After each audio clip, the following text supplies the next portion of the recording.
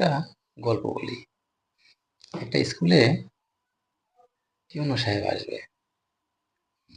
তো হেডমাস্টার ভাবছে যে টিউনো সাহেব আসবে। তো ওই স্কুলে বল্টু নামে একটা ছাত্র ছিল।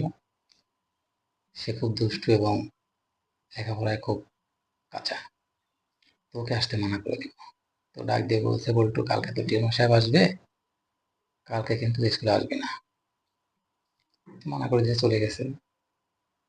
তো পরের দিন ও সবার আগে এসে বেঞ্চের নিচে পালায় আছে।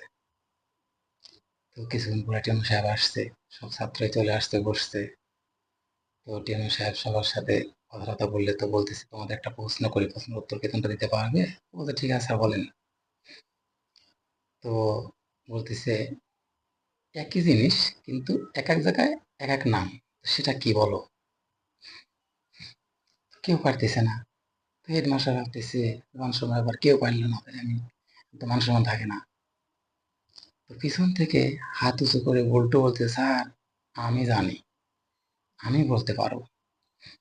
তো হেডমাস্টার বলতেছে, আল্লাহ, ওকে আমি আসতে মানা করছি আর ওই চলে আসছে, কি যে হবে আজকে।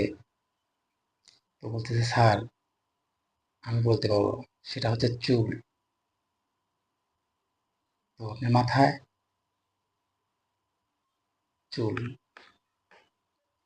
আরেকটু নিচে নামলে সেটা হচ্ছে ভুরু, আরেকটু নিচে নামলে সেটা হচ্ছে দাড়ি, আরেকটু নিচে দেখেন বুকের পশম, আরেকটু নিচে। তখন হেডমাস্টার ডাক দিয়ে বলছে, বল্টু থাম থাম, আর নিচে নামিস না, আর একটু নিচে নামলে সেটা মানুষ মাঝে বলা যাবে না।